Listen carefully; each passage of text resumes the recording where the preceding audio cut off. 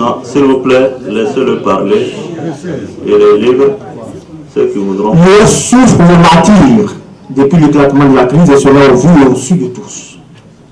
Des villages entiers ont été détruits et pour ceux qui ne le sont pas, ce sont des étrangers burkinabés, maliens, guinéens et des Dozo qui font la loi en devenant des chefs de ces villages.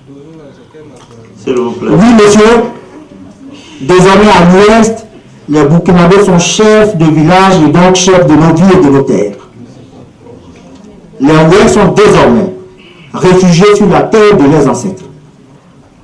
Le peuple ouest, nord, épris de paix, voudrait que ses droits fondamentaux soient respectés, que la vie des Ivoiriens en général, celle de ses enfants en particulier, soit considérée sacrée. Plus jamais de fusion de sang à l'ouest, monsieur le président.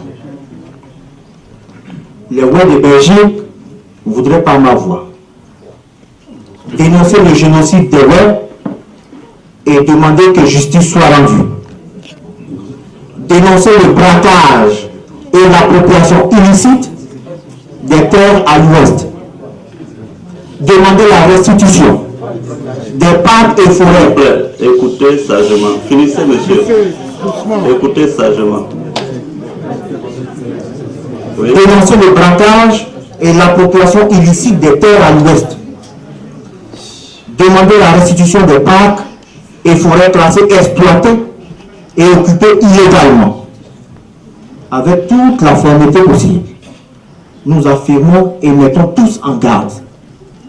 La terre n'a jamais été vendue, la terre ne se vend pas et la terre ne sera jamais vendue. Les Ouest demeurent les propriétaires du premier mètre carré au dernier mètre carré des terres. Et je répète, la terre de nos ancêtres, donc l'héritage de nos petits-enfants, n'a jamais été objet de commerce. Ne l'est pas maintenant et ne le sera jamais dans le futur. Il nous doit donc d'y penser et de poser des actes à contraindre le peuple. Solidaire, le peuple peut louer une parcelle de terre aux immigrés, mais ces derniers ne peuvent prétendre être les propriétaires de ces terres et vouloir les céder en héritage. Vous, selon Monsieur le Président de l'Assemblée nationale, syndicaliste, aujourd'hui président de l'Assemblée nationale, ne pouvez accepter cette injustice. Nous vous prions d'intercéder auprès du gouvernement pour assumer les responsabilités, en dédommageant toutes les victimes, directes ou indirectes, et en assurant la protection et la sécurité de nos parents. Ex-Premier ministre, vous avez pris part à l'acquisition du PPTE, comme vous l'avez dit tout à l'heure, mais à travers vous, permettez que je salue le président Laurent Gbagbo pour sa vision, Simon Eyvé pour son soutien, le président Afi et paix à son âme, le ministre Antoine Pomboabré. Le professeur Noado Koulibaly, fondateur de Leader, et les dirigeants actuels avec à la tête le président Ouattara. Unis, comme l'exige notre hymne national, nous sommes capables du meilleur pour notre pays et notre peuple. Raison pour laquelle nous vous suggérons pour la réconciliation nationale le remède espagnol. Tout à l'heure, ils ont parlé du modèle belge, mais moi, avec l'expérience que j'ai de l'Espagne, posez la question. La question, c'est juste vous demander qu'à l'ouest, l'insécurité continue, l'expropriation continue, les gens continuent de mourir. Qu'est-ce que vous pensez faire réellement pour que le peuple ouest soit en paix? Je vous remercie. Merci. Applaudissez-le. Quelqu'un d'autre? Si ce n'était pas nous qui étions assis ici, avait pris la parole pour dire ne serait-ce que le quart de ça, il serait en sang dans la salle.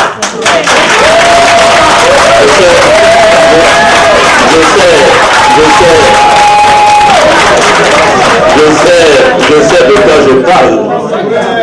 L'extrémisme, c'est pas dans notre camp. L'amour du prochain, ce n'est pas dans notre camp. Les tueries, ce n'est pas dans notre camp. Quand moi-même, étudiant, Je dis bien étudiant, parce que les gens, ils parlent. Ils parlent. Les premiers allés en prison en Côte d'Ivoire, en 90, je fais partie. Je suis allé 6 fois en prison. Cher ami, ouais. Cher ami, vous savez, si chacun veut raconter son histoire, les tueries, je suis bien placé pour en parler. L'intolérance, la désinformation, l'intoxication, je suis bien placé pour en parler. Vous avez cité M. Laurent Gbagbo. Peut-être que je le connais mieux que vous. Leader du mouvement étudiant, tous ceux qui sont vos référents aujourd'hui, nous, quand on était à M. Laurent Gbagbo, c'est pas quand il était au pouvoir, c'est quand il était dans l'opposition. En 92, je suis allé en prison. En 94, je suis allé en prison. En 95, je suis allé en prison dans cette même Côte d'Ivoire. Vous comprenez? Alors, quand on est à Bruxelles,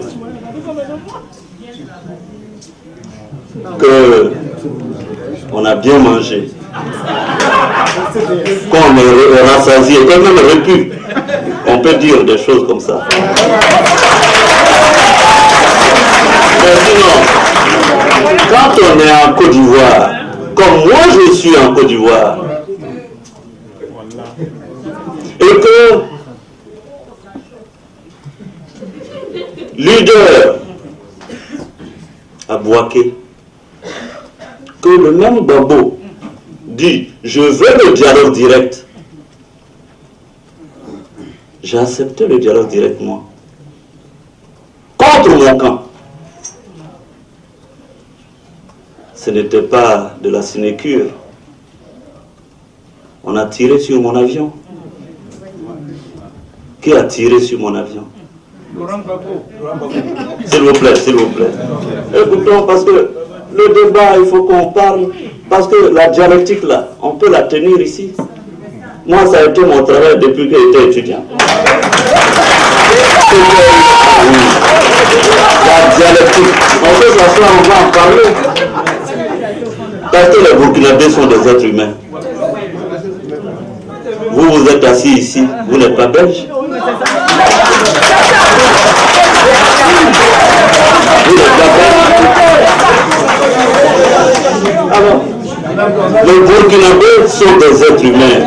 Mais d'où vient cette fierté injustifiée, condescendante, de traiter des êtres humains comme des bêtes de somme?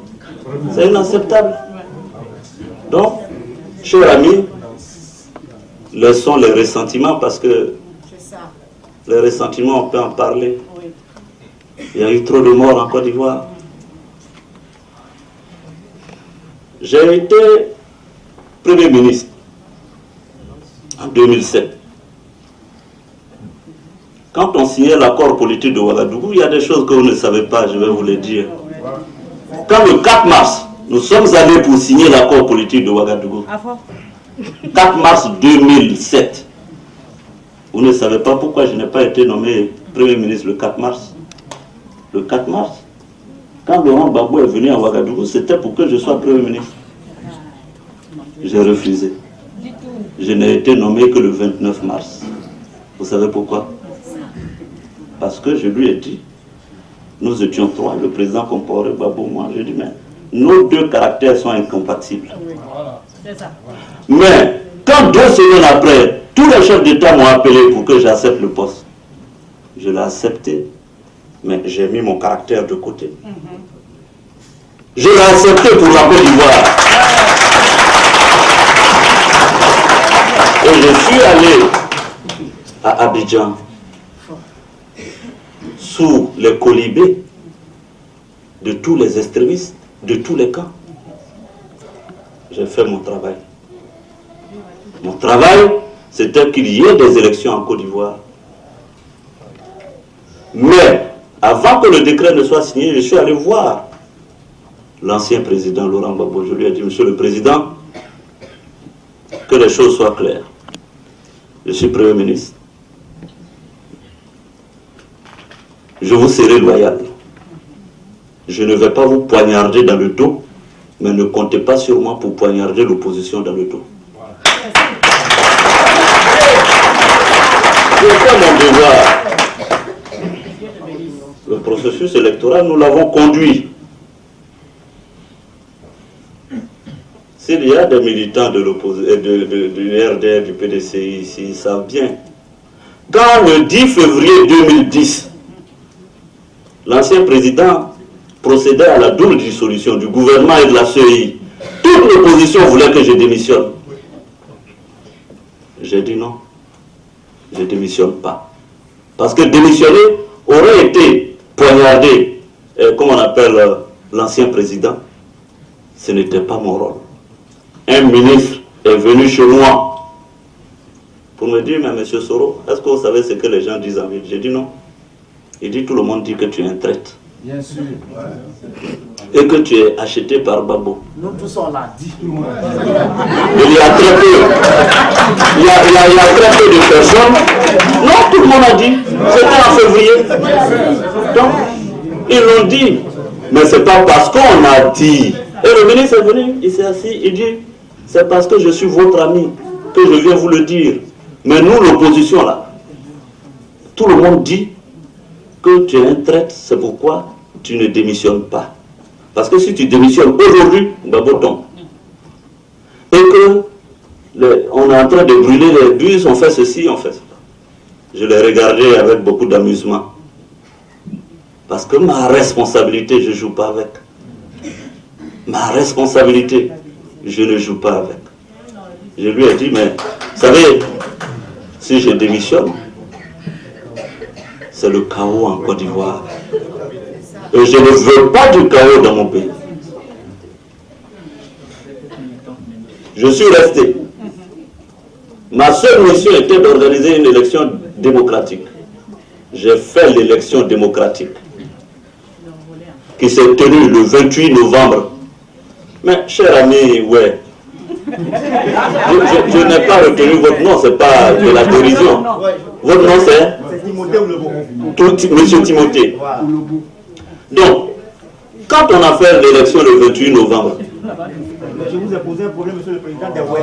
S'il vous plaît, s'il vous plaît, s'il vous plaît, vous avez pris autant de minutes pour parler. Vous voyez, c'est ça la démocratie. Même entendre des choses qui ne vous plaisent pas. Et accepter de les écouter jusqu'au bout. C'est la notion de liberté, de démocratie. Et je suis profondément convaincu par ces valeurs, ces vertus. J'y crois. C'est pourquoi j'accepte le débat.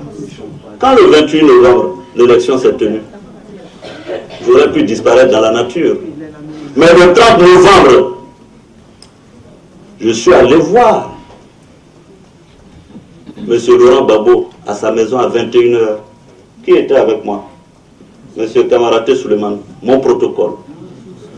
Ce jour-là, pour y aller, beaucoup m'ont traité de fou. Quand je suis arrivé, j'ai vu des regards méchants.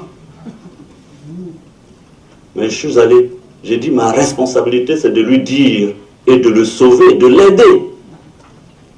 Je me suis assis, j'ai dit, Monsieur le Président, les nouvelles ne sont pas bonnes pour vous. C'est M. Alassane Ouattara qui a gagné les élections. Monsieur le Président, je suis venu vous parler, non pas en tant que Premier ministre, mais en tant que fils et frère. Laissez le pouvoir. Si vous laissez le pouvoir, vous serez un grand homme pour l'Afrique. Il y avait combien de personnes en Côte d'Ivoire pour aller tenir ce discours de vérité? Si tous ceux qui disent qu'ils aimaient Gbagbo étaient allés ce jour-là après moi lui dire de laisser le pouvoir, ils ne seraient pas à la haie. Quand je vois les gens discourir dans les journaux, je suis attristé. S'il y avait 5, 10 personnes, quand je partais, et j'ai des témoins, je lui ai dit, Monsieur le Président, laissez le pouvoir. Mais je ne me suis pas arrêté là. Parce qu'on parle, il y a eu des tueries en Côte d'Ivoire. Les morts ont eu lieu quand du 28 novembre au 27 mars. Quand M. Laurent Gbagbo a été arrêté, ceux qui disent l'aimer, quand il a été arrêté, vous savez où il était logé? Dans ma chambre, à l'hôtel du Golfe. Enfin, vous êtes sûr que si c'était M. Gbagbo qui avait gagné, je serais assis ici en vie devant vous? Jamais. M. Timothée, quand même, acceptons de reconnaître. Nous avons insisté. Quand il est arrivé, demandez à M. Kamaraté Suleiman, vous allez faire que je vais dire les choses ici. Dites-le. Vous allez faire que je vais dire les choses ici. Ce n'est pas bon, parce qu'il faut toujours protéger la dignité des uns et des autres jusqu'au bout. Donc il y a des choses que je ne dirai pas. Mais quand même, de grâce, on vous demande maintenant de participer à la réconciliation. Vous croyez que c'est en étant haut dans le verbe, extrémiste dans les propos, que la situation en Côte d'Ivoire va s'améliorer? Jamais. On se trompe. On se trompe. C'est en adoptant le profil bas, en contribuant à l'apaisement qu'on y trouve son compte. Vous devrez, M. Timothée, me remercier. Si M. Gbagbo peut encore vous recevoir là, vous devriez me remercier. Parce que, ailleurs, on n'a même pas donné l'occasion. Nous l'avons protégé. M. Suleiman est là. M. Suleiman est là. Ses enfants, nous les avons libérés. Le jour où je suis allé le voir, j'ai dit, bon, on sort. Il dit non, il faut les garder ici encore, la situation n'est pas encore tranquille. Vous êtes là, vous êtes assis ici, chose... Enfin...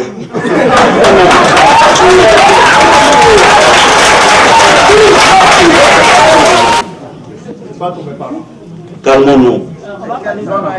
Calmons-nous, parce que, vous savez, les Ivoiriens ont beaucoup d'efforts à faire. On a beaucoup d'efforts à faire pour aller à la réconciliation. Cette réconciliation doit être une réalité. Tous les problèmes que vous avez posés sont des problèmes qui se règlent. Il n'y a pas de problème sans solution. Mais le ton que vous avez adopté, vous êtes assis ici, vous empirez la situation de vos gens qui sont là-bas. Parce que quand vous avez fini de dire ça, ce discours, si je le passe à Abidjan, vous croyez que vos parents vont vous suivre? Ils vont dire que vous n'êtes même pas ouais. C'est ça, c'est vrai, ne parle pas comme ça. C'est vrai, ouais, là. Ils vont dire ça, c'est pas vrai, non, on n'est pas dedans. Donc, ne rajoutez pas aux difficultés de vos parents là-bas. Ils ne seront même pas fiers. Donc, cher ami, je ne veux pas aller plus loin, parce que ce n'est pas nécessaire. Après, tu portes atteinte à la dignité des gens, et ce n'est pas mon style. Il y a des choses que je ne dirai pas. Sinon, je peux parler. Mais, vous savez, ma responsabilité est plus grande que la vôtre. Je suis président de l'Assemblée nationale. Je dois prêcher la réconciliation. Je dois prêcher l'entente. Donc, au nom de ça, il y a des choses que je tairai. Mais, ceci dit, chers amis, monsieur l'ambassadeur, sans relâche, il faut dire aux Ivoiriens de Belgique et d'ailleurs que c'est l'entente qui peut faire sortir le pays de cette situation. Moi, je n'ai aucun problème. dans 10 ans, dans 20 ans, il y aura d'autres générations d'Ivoiriens. Ce ne sera pas nous. Aujourd'hui, le président est issu du RDR. Hier, il était du FPI. Avant-hier, il était du PDCI. Demain, peut-être, ce sera le tour de quel parti, je n'en sais rien. Mais si nous devons continuer dans ce cycle impitoyable d'extrémisme, d'injures, d'insultes, mais la Côte d'Ivoire ne va pas s'en sortir. Mais il faut qu'on arrête et qu'on regarde maintenant notre pays. Qu'est-ce qu'on fait pour notre pays, le devenir de la Côte d'Ivoire? Et c'est ça qui m'importe. Et je veux qu'on puisse se réconcilier. Et je veux compter sur M. Timothée pour être un agent de la réconciliation.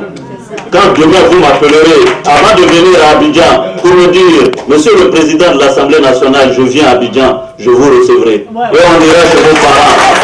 Parce que moi, je le dis aux gens, mes enfants là, ils sont moitié, c'est nous faut bêter. Dans ma maison, ils parlent bêter. Mes enfants, ils parlent, parce que les enfants, ils sont à leur maman, ils parlent bêter. Au point où je connais 2-3 mots bêtés, parce qu'ils me disent ça tous les jours. Mais c'est ça la Côte d'Ivoire, l'ambassadeur. L'ambassadeur ici présent, son épouse est bêtée. Donc, quand même, peut-être que j'aurais dû avoir une femme, oui, je n'en sais rien. Ce serait un bon canal d'information. Mais moi, ma femme est bêtée, mes enfants sont bêtés. Mais vous croyez, la Côte d'Ivoire est si mixée qu'on ne peut pas trier les uns et les autres. C'est pourquoi il faut faire un effort, un minimum d'entente. Monsieur l'ambassadeur, voici le message que je voulais donner à mon ami et frère Timothée. Merci.